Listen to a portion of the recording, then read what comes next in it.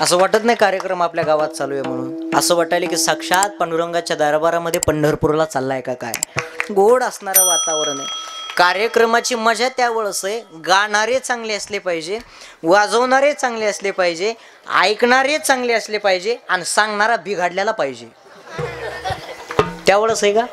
गाणारे, ऐकणारे, वाजवणारे सगळे जर चांगले असतील तर कार्यक्रमाची मजा आहे, नाही तर काही उपयोग नाही. कीर्तन सुरू झाल्यापासून काही हसत नाहीत, बोलत नाहीत, काही नुसते अशी बघतील.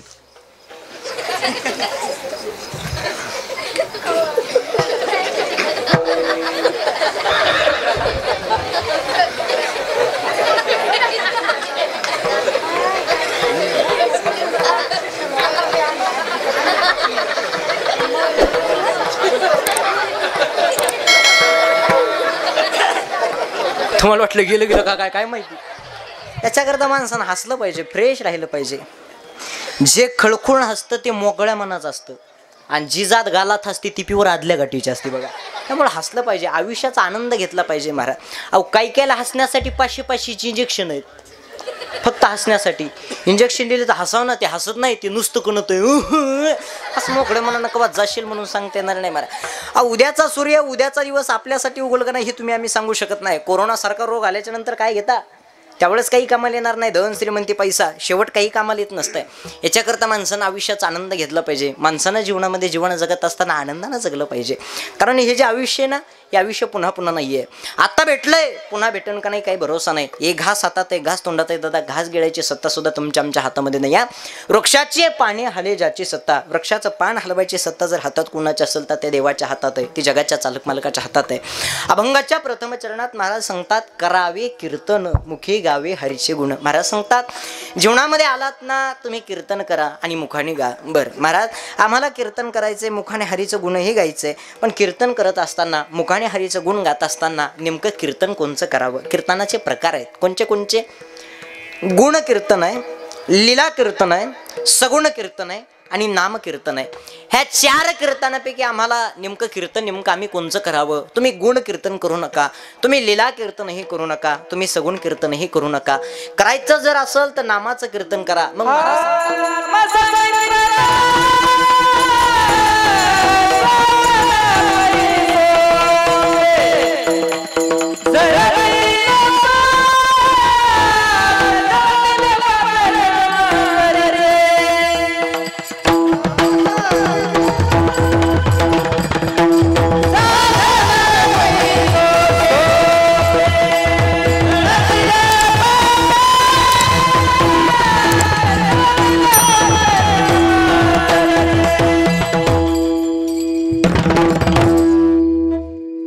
सांगतात नामसंकीर्तन साधन पैसोपे अंजळतील पापे जन्मांतरीचे. तुम्ही नामाचं कीर्तन करा. नामाचं कीर्तन केल्याच्या नंतर नेमकं होईल काय. महाराज सांगतात जेवढं पाप जन्माला आलंय ना संपूर्ण जळून जाईल. जळतील पापे जन्मांतरीचे. फक्त याच्याकरता जर करावं काय लागत असेल आपल्याला तर आपल्याला नामाचं कीर्तन केलं पाहिजे. कारण आनंद जर सगळा कुठं असेल तर इथे ह्या धर्ममंडपामध्ये. कारण इथं जेवढा आनंद, इथं जेवढी मजा ही संसार करण्यामध्ये, प्रपंच करण्यामध्ये नाही. हा आनंद संसारात, हा प्रपंचात आनंद आहे का. सगळा आनंद जर कुठं असेल तर ह्या धर्ममंडपामध्ये. पण आनंद इथला घेतला पाहिजे. आनंद पचायला बी काय लागते माहितीये का, ताकद लागते. ताकदीशिवाय आनंद पचत नाही. उदाहरण सांगतो, आमच्या गावात एका 80 वर्षाच्या आजीला 10 लाखाची लॉटरी लागली. आजी 80 वर्षाच्या लॉटरी 10 लाखाची. बँकेचे मॅनेजर म्हणले डायरेक्ट आजीला सांगतात आजी मरत्यान, काळजी करू नका. मला गावच्या कोतवालकडे गेले. गावचा कोतवाल हुशार. गावचा कोतवाल आजीकडे गेला. आजीला सांगितलं आजी जर तुम्हाला 10 लाखाची लॉटरी लागली तर तुम्ही काय करता. आजी म्हणल्या लागूच शकत नाही. कोतवाल म्हणला योगायोगानं जर लागलाच तुमचा नंबर तर. आजी म्हणल्या बाबा आतापर्यंत लॉटरी लागली नाही, 70-80 वर्ष झाली लॉटरी लागणच कशी. कोतवाल म्हणला आजी चुकून हुकून जर लागलाच तुमचा नंबर तर काय करता. आजी बिले हुशार होत्या. आजी काय म्हणल्या माहिती का, बाबा मला जर 10 लाखाची लॉटरी लागलीच तर त्यातले 5 लाख तुला. कोतवालच मिळाला. सांगा 5 लाख आनंद. आनंद पचण्यासाठी सुद्धा काय लागते म्हणणे ना तर ताकद लागते. हा जो आनंद आहे ना, आनंद ताकदीशिवाय पचत नाही. नाचावं माणसानं, पण कुठं नाचावं, कीर्तनामध्ये नाचावं. नाचू कीर्तनाचे रंगे आणि ज्ञान दीप लवू जगे. घेतला पाहिजे आनंद. कारण संसारामध्ये, प्रपंचामध्ये आनंद नाहीये. सगळा आनंद जर कुठं असेल तर ह्या धर्म मंडपामध्ये. चोपदार थोडंसं पुढे येता का, थोडं थोडं पुढे या. काय बोललो तर राग येणार नाही ना. खरं सांगा, संसार करण्यामध्ये आनंद आहे का कीर्तन करण्यामध्ये? धर्म मंडपामध्ये आनंद आहे का घरात आनंद आहे? परमार्थात आनंद आहे का प्रपंचात आनंद आहे? कीर्तन झाले कुठं जाणार आहेत? ते जवळ आहेत म्हणून मी त्यांच्यावर घेऊन सांगितलं प्रत्येकाची अवस्था अशीच आहे, प्रत्येकाची अवस्था अशीच आहे. ऐका, भगवंताचं नामचिंतन कुणी करत नाही. संसाराच्या प्रपंचाचा प्रत्येक जण मागं लागलेला आहे. पण या संसारामध्ये या प्रपंचामध्ये माणूस एका जागेवर राहतो का? एका जागेवर राहतो? या संसारात या प्रपंचामध्ये माणसाचं मन एवढं चंचल आहे महाराज, या मनाला जायला आणि यायला कुठल्या प्रकारचा वेळ लागत नाही. महाराज सांगतात बहुत चंचल चपळ आणि जाता येता, या मनाला जायला आणि यायला कुठल्या प्रकारचा वेळ लागत नाही. किती मन चंचल आहे तुम्हाला सांगतो. आपल्या गावून पुण्याचं अंतर किती किलोमीटरचं आहे? 250. आपल्या गावून पुण्याला जर बसने जायचं म्हणल्याच्या नंतर किती तास लागतील? 6 तास. स्वतःच्या गाडीनं जायचं म्हणल्याच्या नंतर 5 तास. आणि आपल्या गावून पुण्याला जर विमानानं जायचं म्हटलं तर अर्धा तास. तुम्ही म्हणतात महाराज विमानाच्या कशाला गप्पा मारायला, आपल्या गावात विमानतळच नाही. हे तेवढंच खरं आहे, बरोबर आहे. पण नारदाच्या गादीवर आहे बघा, आपल्या गावात सुद्धा विमानतळ होणार आहे. लक्षात ठेवा, शागडमध्ये सुद्धा विमानतळ होणार आहे. पण कधी माहिती आहे का? हा वाजवा टाळ्या, चांगले होणार आहे. शागडमध्ये सुद्धा विमानतळ होणार आहे. पण कधी माहिती आहे का? मी मुख्यमंत्री झाल्याच्या नंतर. आता विचार करा, तुमच्या हातात आहे मला मुख्यमंत्री करायचं, बरोबर आहे की नाही? मुख्यमंत्री झाल्याच्या नंतर आपण गावामध्ये विमानतळ आणू शकतो. असो, विनोदाचा भाग सोडून द्या. सांगण्याचं तात्पर्य एवढंच आहे, आपल्या गावाहून पुण्याचं अंतर 250 किलोमीटरचं आहे. ऐका, बसने जायचं म्हणल्याच्या नंतर 6 तास लागतात. स्वतःच्या गाडीनं जायचं म्हणल्याच्या नंतर 5 तास लागतात. विमानानं जायचं म्हणल्याच्या नंतर अर्धा तास लागतो. पण माणसाचं मन एवढं चंचल आहे महाराज, या मनाला जायला आणि यायला कुठल्या प्रकारचा वेळ लागत नाही. कीर्तनात बसल्या बसल्या अर्ध पुणे फिरून येतं माणसाचं मन. याच्याकरता महाराज सांगतात जाता येता न लगे वेळ. पण हे मन जर काही एकदा भगवंताच्या चरणाशी लागलं तर मग महाराज सांगतात परत माघारी येत नाही. किंवा आता कोटे धावे मन तुमचे चरण देखील या. कशामुळं? भाग गेला सीन गेला अवघा झाला आनंद. फक्त एकच कारण आहे, तुमचे चरण देखील या. त्या भगवंताचं, त्या जगाच्या चालक मालकाचं चरण बघितलं की जीवनामध्ये जेवढा कुठल्या प्रकारचा सिनबाग असेल ना, हा संपूर्ण नष्ट होऊन जातो. पण ऐका, त्या देवाची आठवण सुख असल्याच्या नंतर कोणाला होत नाही महाराज. जगद्गुरु तुकोबाराय त्या देवाला प्रत्येकाच्या घरासमोर प्रत्येकाच्या गल्लीमध्ये आणतात आणि प्रत्येकाला विनवणी करतात, देव घ्या कुणी, देव घ्या कुणी, आयता आला घर पुसोनी. पण त्यावेळेस तो जगाचा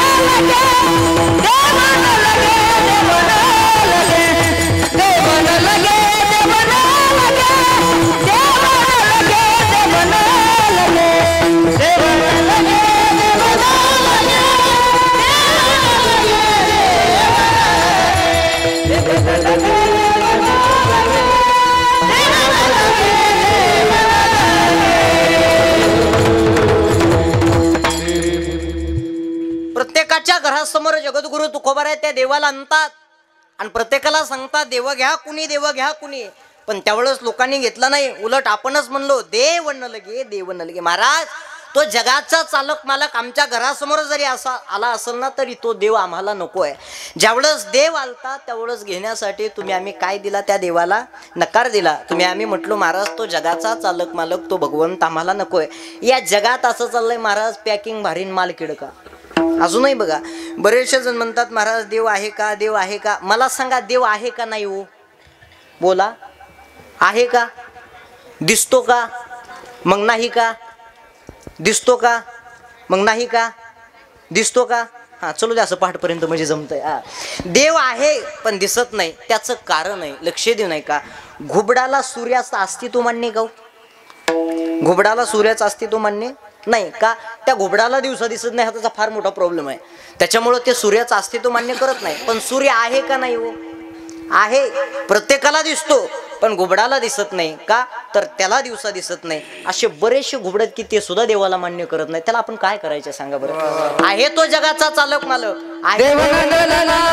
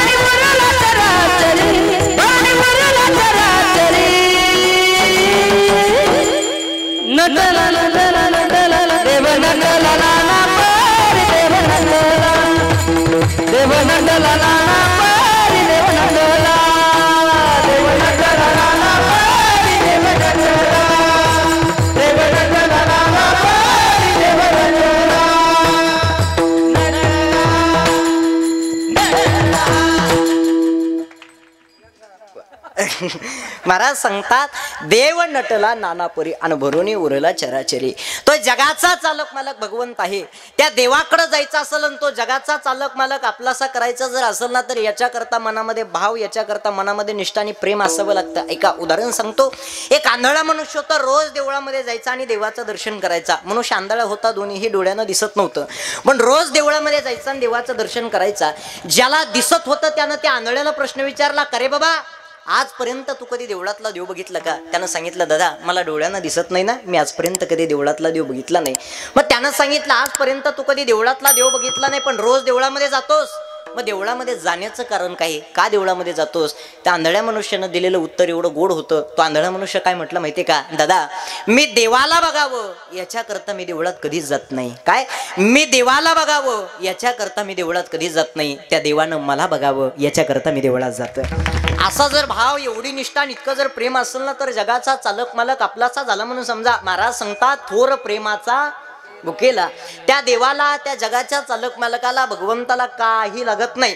माणसानं बोलत असताना प्रेमानं बोललं पाहिजे. ह्या तोंडानं चांगलंही बोलायचं आणि ह्या तोंडानं वाईटही बोलायचंय.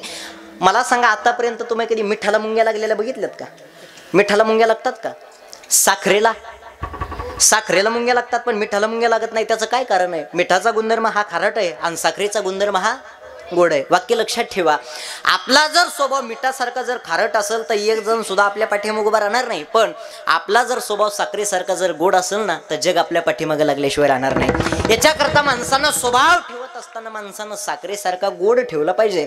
माणसानं बोलत असताना प्रेमानं बोललं पाहिजे. कारण आता जमाना बदललाय. लोक म्हणतात 100% बदलले, पण मला नाही वाटत 100% बदलले. आता शिक फक्त 50% बदललेत. कसे माहितीये का? आता शिक फक्त बुटा आणि चपला घालून जेवायलेत. जेव्हा बुटात वरण भात घेऊन खाते तेव्हा म्हणायचं आता 100% बदलले. म्हणजे अजून काही 100% बदललेले नाही. आता शिक फक्त 50% बदलले. एवढं शुद्ध बोलतात. महाराज कुठं शुद्ध बोला याची अक्कल नाही. एक जण हरिपाठ शुद्ध म्हणू लागला, सर्व घंटी राम. काय तिथं काय घंटी आहे का? अरे कुठं शुद्ध बोला हे माणसाला कळालं पाहिजे. महाराज अगदी जमाना बदलून गेलेला आहे. महाराज एक पोरगी माझ्याकडे आली, मला म्हणली, महाराज मला लग्न करायचंय, नवरा कसा करावा? मी म्हणलं, बाई तुला कसा करायचा आहे? ती म्हणली, मला असा कोटीनं कमवणारा करायचा आहे, कोटीनं. मी म्हणलं, जर तुला कोटीनं कमवणारा नाही मिळाला तर तू काय करशील? ती काय म्हणली माहिती का? 50-50 लाखाचे 2 करीन पण कोटीचीच बराबरी करीन. बघा किती जमाना बदललाय सांगा बरं महाराज. फार अवघड झालंय महाराज. या संसाराच्या, या प्रपंचाच्या कधीच नादाला लागू नका. तर योगायोगानं आलं म्हणून सांगतो. तुमच्या धनाला, तुमच्या श्रीमंताला दादा मुळात कुठल्या प्रकारची किंमत नाही. उदाहरण सांगत होतो. रावणाकडे श्रीमंतीचा विचार करायचा जर झाला, रावणाच्या प्रपंचाचा, रावणाच्या ज्ञानाचा, रावणाच्या धनाचा, 1 लाख पोरं, 1.25 लाख नातू आणि 80,000 आपल्याला एक भेटाना. त्याला 80,000 होत्या. एवढा श्रीमंत तो. आता मुली भेटणं फार अवघड झालंय. हे पिपळा खाली मुंजात आता हे असेच राहणार आहे. हा, हे काय झाले माहितीये का? हे पुरी झाल्यात कमी म्हणून पुरीला आलाय डिमांड आणि पुरीच्या मम्मीला आलाय भाव. हा, मला वाटतंय आपल्याकडे तेवढा भाव ऊसाला सुद्धा नसेल तेवढा ह्यांना भाव आहे. हो, एखाद्यानं सहज जरी बोलाय फोन लावला काय, हॅलो हा आमची मुलगी कोणालाही द्यायची नाही, हा हे वर्ष आमच्या मुलीचं लग्न नाही करायचं, नाकात नतनी नतनीला झटका. काही खरं राहिलेलं नाही बघा. अहो, मामाच्या मित्राला आम्ही एकदा मुलगी बघायला गेलो. पावशे मामा, गणेश महाराज आणि मामा हे 3 जण मुलगी बघायला, आणि ह्यांच्यासोबत मी. मला काही त्यातलं कळत नव्हतं, पण ह्यांचा अनुभव घ्यायला मी गेलतो, म्हणजे भविष्यात आपल्याला कामाला येईल म्हणून याच्याकरता गेलो मुलगी बघण्यासाठी. आणि मला सांगा, मुलगी बघायला गेल्याच्या नंतर कोणाला सोबत न्यावं? कोणाला? ज्याचं लग्न नाही झालं त्याला का? कोणाला सोबत नेलं पाहिजे? मुलगी बघायला जर जायचं असेल तर ज्याला सोबत नेतो त्याचं एखादं तरी लग्न. होय, तुम्ही म्हणता लोकांचे काय दादा होते का? पण एखादं तरी लग्न झालेलं पाहिजे मुलगी बघायला जाण्यासाठी. असे मामा गणेश महाराज, पावशी मामा आणि मुलगी बघायला. आणि मुलगी बघायला गेले, वडील मुलीच्या समोर आल्याच्या नंतर पावशी मामा प्रश्न विचारत होते. पावशी मामाला सांगितलं, आमची मुलगी वारकरी आहे, गळ्यात माळ आहे, लहानपणापासून कीर्तन वगैरे करते. ज्यावेळेस मुलगी समोर आली त्यावेळेस पावशी मामाने प्रश्न विचारला, कारण आता आमच्या सगळ्यामध्ये ज्येष्ठ जर कोण असतील तर मामा होते, म्हणून मामाने प्रश्न विचारला मुलीला, म्हणे लग्नाच्या अगोदर तुम्ही कीर्तन करता, भागवत करता, रामायण करता, शिवमहापुराण कथा करता, पण लग्न झाल्याच्या नंतर तुम्ही नेमकं काय करणार आहे? मुलीला असा मामाने प्रश्न विचारला. लग्नाच्या अगोदर तुम्ही भागवत करता, रामायण करता, कीर्तन करता, शिवमहापुराणाची कथा करता, पण लग्न झाल्याच्या नंतर तुम्ही काय करणार आहेत? मुलगी मामाला म्हणली, महाभारत करणार आहे. बघा आता काय करायचे सांगा बरं महाराज. असं इकडे लक्ष द्या. जीवनामध्ये माणसानं जीवनामध्ये जीवन जगत असताना त्या देवाकडं, त्या जगाच्या चालक मालकाकडं, त्या भगवंताकडं जावं. कारण भाग्य आपलं भारत देशामध्ये जन्म भेटलाय, महाराष्ट्रामध्ये जन्म भेटलाय, या जिल्ह्यामध्ये जन्म भेटलाय, या तालुक्यामध्ये जन्म भेटलाय आणि या गावामध्ये जन्म भेटलाय. आणि एवढा तोला मोलाचा भव्य दिव्य अशा प्रकारचा अखंड हरिनाम सप्ताह तुम्हाला आम्हाला ऐकायला बघायला भेटतोय. याच्या पलीकडे काय मोठं भाग्य पाहिजे? भाग्य महाराज तुमचं आमचं की एवढा तोला मोला. आपल्या कार्यक्रमाचं वर्ष किती आहे? रौप्य महोत्सव आहे आपल्या कार्यक्रमाचा या वर्षीचा. बघा टाळ्या वाजवा एकदा. एवढ्या तोला मोलाचा हा भव्य दिव्य अशा प्रकारचा कार्यक्रम आहे. नाही का, शागड मधला सप्ताह जर म्हणलं ना, आपल्या गावापुरता मर्यादित नाहीये, आपल्या तालुक्यापुरता मर्यादित नाहीये, आपल्या जिल्ह्यापुरता मर्यादित नाहीये, अवघ्या महाराष्ट्रामध्ये शागड या गावाचं नाव गाजून आहे. टॉपचे कीर्तनकार, टॉपचे गाणारे हे सगळे इथं शागडमध्ये आहेत. आनंद आहे महाराज, भाग्य महाराज तुमचं आमचं सर्वांचं. एवढा तोला मलाचा हा कार्यक्रम तुम्हाला आम्हाला बघायला ऐकायला भेटतोय. याच्या पलीकडे काय मोठं भाग्य पाहिजे? आणि एक गोष्ट लक्षात ठेवा, भारत देशासारखा देश दुसरा कोणचा नाही आहे. बाकीचे सगळे देश आहेत, भारत एवढीच माता आहे. भारत एवढीच माता आहे. काय माझ्या भारत देशाची संस्कृती ऐका. भूक लागली तर जेवण करणं ही प्रकृती आहे, भूक नसताना जेवण करणं ही विकृती आहे. ऐका हा, भूक लागली तर जेवण करणं ही प्रकृती आहे, भूक नसताना जेवण करणं ही विकृती आहे, आणि घासातला घास दुसऱ्याला देणं ही माझ्या भारत देशातली संस्कृती आहे. या भारत देशामध्ये तुम्हाला मला जन्म भेटलाय. बाकीचे सगळे देश आहेत, भारत एवढीच माता आहे. भाग्य महाराज काय देवाचे उपकार आहेत महाराज प्रत्येकावरती. प्रत्येकाला बनवत असताना प्रत्येकाला देवानं बनवलंय. कान प्रत्येकाचे वेगळे, नाक प्रत्येकाचं वेगळं, तोंड प्रत्येकाचं वेगळं, रंग प्रत्येकाचा वेगळा, बोली भाषा प्रत्येकाची वेगवेगळ्या प्रकारची आहे महाराज. देवानं इथंच नाक का दिलंय? पाठीवरती भरपूर जागा होती, पण इथंच नाक दिलंय का? खाण्याअगोदर नाकाला संदेश जावा, चांगलं आहे का वाईट आहे, चांगला असेल तर तोंडात, वाईट असेल तर बाजूला. कान इथंच का दिलेत? दुसरीकडे द्यायचे ना, इथंच का दिलेत? देवालाही माहिती होतं कलियुगात कोरोना आल्याच्या नंतर लोक मास्क लावतील कुठं, याच्याकरता कानाची व्यवस्था करून ठेवलेली. कोरोनामध्ये नेम निघला होता महाराज, खोकला की ठोकला. त्याच्यामुळं काही काही जण खोकला दाबू दाबू मेले, कधी जाईल आणि कधी गचकल. त्या कोरोनानं काही जणांचं वाटोळही झालं आणि त्या कोरोनानं काही जणाला चांगलंही शिकवलं. लबाड बोलत नाही आम्ही, माम भाषेनं पंक्चर काढले. माईच्यानं सांगतो, खरं सांगतो. हा, खोटं वाटत असेल तर यांना विचारा. हा, गाडी पंक्चर लावली नाही की बाबा शेजारी गाडी लावलेली असायची, हळू जायचो आणि खिळा खसून यायची. म्हणजे प्रत्येकाला ह्या कोरोनाने अनुभव दिला महाराज. सांगत होतो मी, जीवनामध्ये जीवन जगत असताना भारत देशामध्ये जन्म भेटलाय. प्रत्येकाची बोली भाषा वेगळी आहे. लातूर जिल्ह्यामध्ये तुम्ही कीर्तनाला जा, लातूरची भाषा अगदी वेगळी. काय करा लावून काय नव्हती ती लातूरची भाषा. खा लाव का आणि जेव लाव का ती लातूरची भाषा. अहो एकदा मी नांदेड जिल्ह्यात कीर्तनाला गेलो. नांदेड जिल्ह्यामध्ये गाडीच्या खाली उतरलो, 4-5 कार्यकर्ते माझ्याकडे आले आणि मला म्हणले, महाराज आल्या?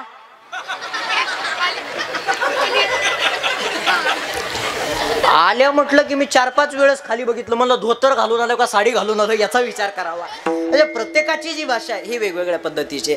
मी 1 महिन्यापूर्वी मी मुंबईमध्ये कीर्तनाला गेलो तुम्हाला सानपाड्याला.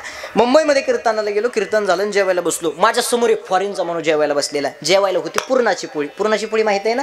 हा, जेवायला होती पुरणाची पोळी. मी जेवण सुरू केलं. जो समोर फॉरेनचा माणूस बसलेला होता ना, तो नुसता असा बघायचा माझ्याकडे.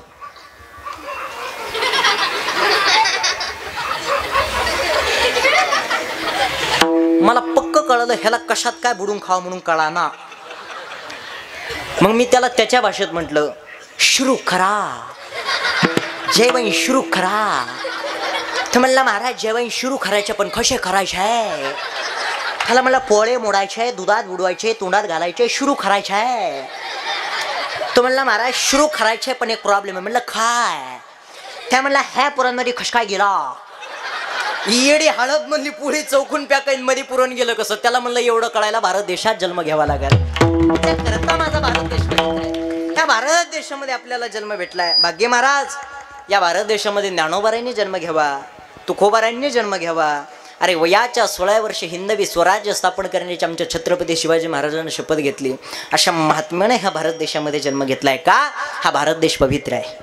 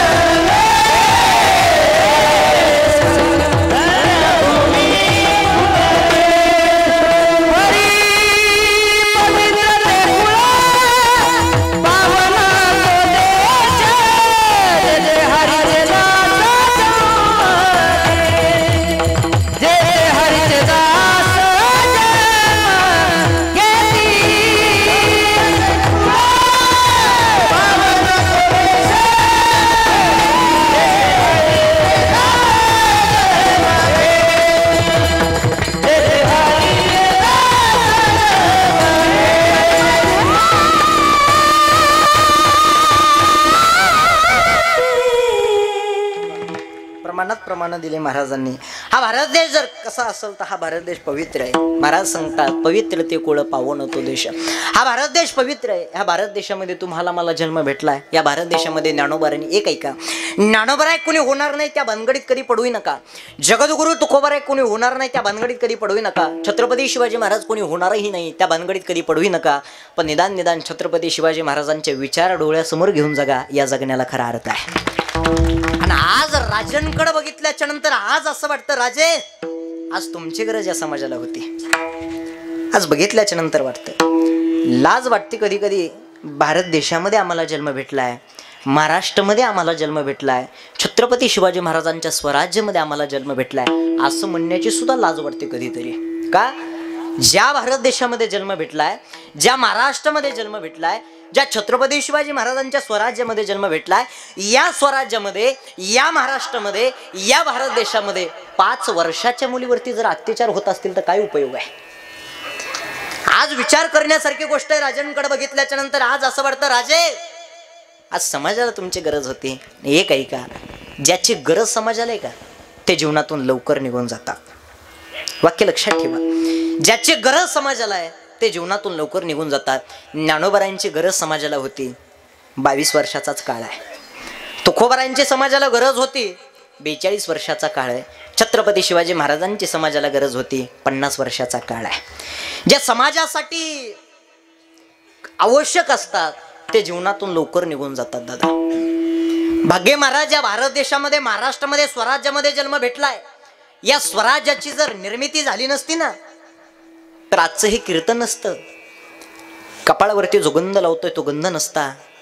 आपल्या आई बहिणीचे आबरू लुटले असते. दादा किती उपकार म्हणावे लागतील राजांचे, किती उपकार म्हणावे लागतील छत्रपती शिवाजी महाराजांचे, किती उपकार म्हणावे लागतील त्या मावळ्यांचे. तुमच्यावरती आमच्यावरती ही स्वराज्याची निर्मिती करून दिली आणि याच्यामध्ये आपल्याला आनंदानं राहता येत आहे. ज्या स्वराज्यामध्ये तुम्हाला मला जन्म भेटलाय ना, स्वराज्याची निर्मिती छत्रपती शिवाजी महाराजांनी केली. पण नाव स्वराज्य का दिलं असेल? का स्वराज्य नाव दिलंय? स्वराज्य नाव देण्याचं काय कारण आहे?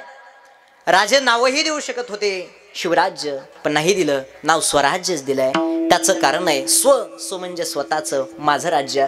म्हणजे या महाराष्ट्रातला कुणीही उठावा लहानापासून मोठ्यापर्यंत स्वराज्य म्हणलं की माझं राज्य आहे.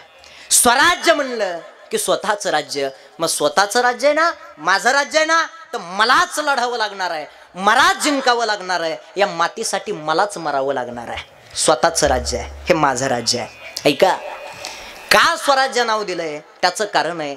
मला सांगा, घरातल्या बल्बला तुम्ही कधी फोडता का? पण रस्त्यावरची ट्यूब एक तरी आपण ठेवतो का? हा, घरातला बल्ब सगळे चांगले ठेवता, पण रस्त्यावरची ट्यूब एकही आपण चांगली ठेवत नाही. त्याचं कारण आहे, घरातला लाईट माझा आहे आणि रस्त्यावरची ट्यूब माझी नाही आहे. ज्यावेळेस रस्त्यावरची ट्यूब आपल्याला आपली वाटेल ना, त्यावेळेस खरा महाराष्ट्रामध्ये जन्म भेटलाय. मग कळेल आपल्याला काय स्वराज्य म्हणलंय. याचं कारण आहे स्वतःचं आहे, आणि स्वतःचं वाटलं पाहिजे. नाव स्वराज्य म्हटलं की स्वतःचं माझं राज्य वाटलं पाहिजे. आणि माझं राज्य आहे ना, तर मला लढावं लागणार आहे, मलाच जिंकावं लागणार आहे, मलाच याची निर्मिती करावी लागणार आहे. याच्याकरता छत्रपती शिवाजी महाराजांना नाव स्वराज्य दिलंय. याच्याकरता स्वराज्य नाव दिलंय. 18 पगड जातीचे मावळे एकत्र करून स्वराज्याची निर्मिती राजानं केली आहे. स्वराज्याची निर्मिती करत असताना राजानं कधी विचार केला नाही जाती आणि पातीचा. मावळ्यांच्या तलवारी समोर कधी नखरा चलत नव्हता 7.7चा. कारण अभिमान होता या मावळ्यांना सुद्धा, या महाराष्ट्राच्या मातीचा अभिमान होता. या मावळ्यांना अभिमान होता, छत्रपती शिवाजी महाराजांना अभिमान होता. या स्वराज्यामध्ये आम्हाला जन्म भेटला, याचा विचार करण्यासारखी गोष्ट आहे. काय दिलं असेल राजांनी? काय दिलं असेल या मावळ्यांना लढण्यासाठी? काय दिलं असेल? काहीच नाही महाराज, काहीच दिलं नाही.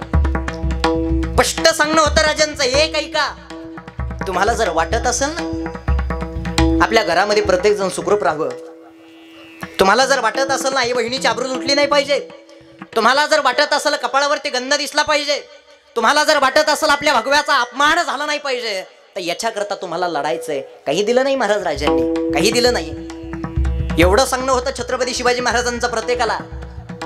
पण राजांनी शब्द टाकला, नकार देणारा एकही मावळा राजांकडे बघायला भेटणार नाही. शब्द टाकला की आणतो राजे, करतो राजे.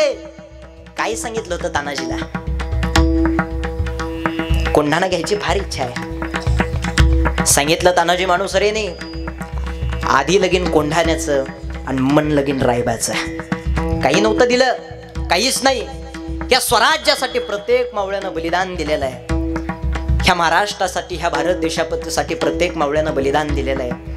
आणि याच्यामध्ये तुम्हाला मला जन्म भेटलाय, याचा आदर्श डोळ्यासमोर मांडला पाहिजे. दादा, आज जरी राजांचं नाव घेतलं ना, असं रक्त सळसळ करत आहे. आज जरी राजांचं नाव घेतलं तरी काय ताकद असेल, काय उपकार असतील. आता हे शून्यापासून विश्व निर्माण करायचंय. नेमकी स्वराज्याची निर्मिती केली कशी असेल? ह्या दगडावरती, ह्या धोंड्यावरती स्वराज्याची निर्मिती करायची का? जे दऱ्याखोऱ्यामध्ये राहणाऱ्या गेलेले, जे दऱ्याखोऱ्यामध्ये राहण्यासाठी गेलेले मावळेत ना, प्रत्येकाला एक जणाला पुणे गावामध्ये गोळा करून आणलं. आणि प्रत्येक जणाला गोळा करून आणल्याच्या नंतर आता ही स्वराज्याची निर्मिती करायची सांगितली. ऐका, लाल महालामध्ये स्वतःची फौज घेऊन शाहिस्ते खान राहत होता. गोरगरिबांना लुटत होता, गोरगरिबांना मारत होता. जगातला पहिला सर्जिकल स्ट्राईक जर छत्रपती शिवाजी महाराजांनी कोणावरती टाकला असेल तो शाहिस्ते खानावरती टाकला. पहिला सर्जिकल स्ट्राईक जगातला शाहिस्ते खानावरती छत्रपती शिवाजी. अवघे मुठभर मावळे घेऊन छत्रपती शिवाजी महाराज लाल महालामध्ये गेले. हल्ला चढवणार शाहिस्ते खानावरती. तेवढ्याच शाहिस्तेला लपला. कुठं लपला? बायकांमध्ये. कारण त्यालाही माहिती होतं राजे प्रत्येकावरती हात उचलतील, पण आईवरती बहिणीवरती राजे कधीच हात उचलणार नाही. लेखीबाळीवरती राजे कधीच हात उचलत नाही. याच्याकरता शाहिस्ते खान तिथं लपून बसला. राजाला कळालं शाहिस्ते खान लपलेला, तसेच राजे जाग्यावरती स्तब्ध झाले, श्वास बंद केला. शाहिस्ते खानाला वाटावे की राजे निघूनच गेले की काय, आणि नेमकं तसंच झालं. वाटलं शाहिस्ते खानाला राजा निघूनच गेले की काय. तेवढ्याच शाहिस्ते खान बाहेर आला, खिडकीतून उडी मारणार. वाटलं राजाला गर्दन छटली का काय, पण जीवावरचं बोटावर निभवलं गेलं. मला सांगायचंही नाही, पण शाहिस्ते खानाला डायरी लिहायची सवय होती. जीवनात जे काही घडलंय, काय काय झालंय, त्याची डायरी लिहायची सवय होती. जे बुरुजा नावाची डायरी आहे ना, त्याची प्रत्येक किस्सा त्यानं त्या डायरीमध्ये लिहून ठेवलेला आहे. आणि शाहिस्ते खान असा लिहितो, राजे वाऱ्याच्या वेगासारखे आले आणि वाऱ्याच्या वेगासारखे निघून गेले. लाल महालामधलं वातावरण काही क्षणामध्ये शांत झालं. आणि तेवढ्याच शाहिस्ते खानाची बहीण त्याच्याकडे जाते आणि त्याला सांगते, भाईजान, भाईजान मेरी बेटी गायब है, भाईजान मेरी बेटी गायब है. तेवढ्याच शाहिस्ते खान सांगता, एक तुझ्या मुलीला छत्रपती शिवाजी महाराजांच्या मावळ्यानं पळवलं नसलच, आणि जर तुझ्याच मुलीला जर छत्रपती शिवाजी महाराजांच्या मावळ्यानं जर पळवलं असेल ना, तर पुढच्या लेकीसारखं राजे सांभाळतील. एवढं वाक्य लक्षात ठेव. ऐका, कट्टर दुश्मन आहे, पण छत्रपती शिवाजी महाराजांविषयी वाईट नजर नाही. आणि कुठलाही राजांचा पैलू घ्या, सर्व उत्तम आहे. कुठलाही छत्रपती शिवाजी महाराजांचा पैलू घ्या, आपल्यासाठी तो अगदी सर्व उत्तम आहे. एवढी स्वराज्याची निर्मिती, एवढं शून्यापासून विश्व निर्माण केलंय, आणि या स्वराज्यामध्ये तुम्हाला मला राहण्याचा योग आहे. ह्या भारत देशामध्ये तुम्हाला मला राहण्याचा योग आहे. ह्या महाराष्ट्रामध्ये तुम्हाला मला जन्म भेटलाय. काय भाग्य पाहिजे सांगा ना. खरंच तुमचं आमचं सर्वांचं भाग्य आहे. ज्ञानोबारांसारख्या, तुकोबारांसारख्या, नाथ महाराजांसारख्या भूमीमध्ये तुम्हाला मला जन्म भेटलाय. जीवनामध्ये जीवन जगत असताना एक ऐका, माणसाचा विषय दादा पुन्हा पुन्हा नाहीये. हे एकदा भेटलंय, पुन्हा भेटन का नाही हे तुम्ही आम्ही काही सांगू शकत नाही. मनुष्य किती दिवस जगलाय याला काही किंमत नाही. मनुष्य कसा जगलाय याला फार मोठी किंमत आहे. याच्याकरता जीवनामध्ये जीवन जगत असताना माणसानं चांगलं जगावं. माळ किती रुपयाची गाडी घातली आणि माळ केवढी घातली याला काही किंमत नाही. माळ घातल्याच्या नंतर ती माळ गळ्यामध्ये किती दिवस टिकवली याला फार मोठी किंमत आहे. तुम्ही किती पैसे कमवले आणि तुम्ही किती पैसे उडवले याला काही किंमत नाही. कुठं उडवले, कुठं घातले याला फार मोठी किंमत आहे. तुम्हाला जरी आज जरी वाटत नसेल ना, देवाच्या दारामध्ये दिले, ह्या धर्ममंडपामध्ये दिले, देवाच्या दारामध्ये तुम्ही 1 पटीनं द्या, तो जगाचा चालक मालक भगवंत तुम्हाला मला 2 पटीनं देणार आहे. फक्त माणसाला देता आलं पाहिजे. फक्त माणसाला देता आलं पाहिजे. ह्या धर्ममंडपामध्ये तुम्ही आम्ही दिलेलं आहे, पण याचे बिल वर गेल्याच्या नंतर तो जगाचा चालक मालक भगवंत प्रत्येकाचे काढणार आहे. प्रत्येकाचे काढणार आहे. आणि चांगलं कार्य करा किंवा वाईट कार्य करा, कंटिन्यू 40% समाज तुमच्या विरोधात आहे. तुम्हाला असं वाटतं का एवढा तोला मलाचा सप्ताह आम्ही करतोय म्हणजे आम्हाला त्रास होत नाही? असं वाटतं? एवढं चांगलं कार्य करताय म्हणजे असं समजू नका की तुम्हाला त्रास होत नाही. दादा, प्रत्येकाला त्रास होतो. चांगलं कार्य करणाऱ्याला त्रास आहे आणि वाईट कार्य करणाऱ्याला बी त्रास आहे. मग वाईट कार्य केलं तरी लोक नावं ठेवतात आणि चांगलं कार्य केलं तरी लोक नावं ठेवतात. मग चांगलं कार्य करून जगा. वर गेल्याच्या नंतर लोकांनी काही म्हणू द्या, पण वर गेल्याच्या नंतर तो जगाचा चालक मालक भगवंत प्रत्येकाचे बिलं काढेल. असं जगावं माणसानं, एवढं चांगलं जगावं. प्रत्येकाच्या जीवनामध्ये त्रास, प्रत्येकाच्या जीवनामध्ये निंदा होणार आहे, आणि प्रत्येकाच्या जीवनामध्ये निंदा, प्रत्येकाच्या जीवनामध्ये त्रास होणं गरजेचं आहे. झाला पाहिजे. निंदकाचे घर असावे शेजारी, मी अगोदरच सांगितलं होतं. जीवनामध्ये जीवन जगत असताना दादा माणसानं आनंदानं जगा, प्रेमाने जगा, बाकी काही लागत नाही. आणि त्या देवाकडेही जायचं असेल ना, त्या जगाच्या चालक मालकाकडेही जायचं असेल ना, त्या भगवंताकडेही जायचं असेल ना, तर त्या देवाला काही लागत नाही. मनामध्ये भाव, मनामध्ये निष्ठा ठेवा. महाराज करावे कीर्तन, मुखी गावे हरीचे गुण. बरं, आम्ही कीर्तनही केलं, मुखाने हरीचं गुणही गायलं, पण नेमकं होईल काय? तुमच्या जीवनामध्ये तुम्हाला कुठल्याच प्रकारची बाधा होणार नाही. मग काही नोहे बाधा, काम दुर्जनाची क्रोधा. जीवनामध्ये कुठल्याच प्रकारची बाधा होणार नाही. प्रत्येकाला असं वाटतं सुखी राहावं, समाधानी राहावं. याच्याकरता तुम्ही एकच करा, करावे कीर्तन, मुखी गावे हरीचे गुण. काळाला सुद्धा नागवायची ताकद हातात कोणाची असेल तर ती देवाच्या हातात आहे. शांती खडग हाती आणि काळा स्थिती नागविते. बर, तो देव, तो जगाचा चालक मालक, तो भगवंत नेमका आमचा आहे तरी कोण? त्याचंच वर्णन महाराजांनी अभंगाच्या शेवटच्या चरणात